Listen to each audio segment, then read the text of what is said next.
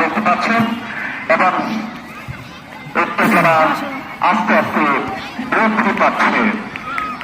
11 নম্বর কার্যকরিতা খেলোয়াড় এবং কাপাসী মডেল সরকারি প্রাথমিক বিদ্যালয়ের খেলোয়াড় তারা কিন্তু মারা যাচ্ছে আড়ালিয়া সীমান্ত এবং বর্তমানে ক্যাপ্টেনের শেষ পর্যন্ত কিন্তু চমৎকার ভাবে আড়ালিয়া সরকারি প্রাথমিক বিদ্যালয়ের গোলকিপার সেজন্য বলকে আবারও প্রতিহত করেছে এবং মাঝে মাঝে পাঠিয়ে দিয়েছিল।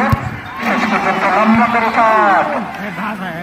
আমরা ইতিপূর্বে দেখেছি কাপাসিয়া মডেল সরকারি প্রাথমিক বিদ্যালয়ের বেশ কয়েকজন চমৎকার খেলোয়াড় রয়েছে, তারা কিন্তু অনেকটা পাওয়ার অ্যাপ্লাই করে সেটা লম্বাটা খেলোয়াড় সে কিন্তু টেস্ট করে বলকে মাঠে পাঠালো এবং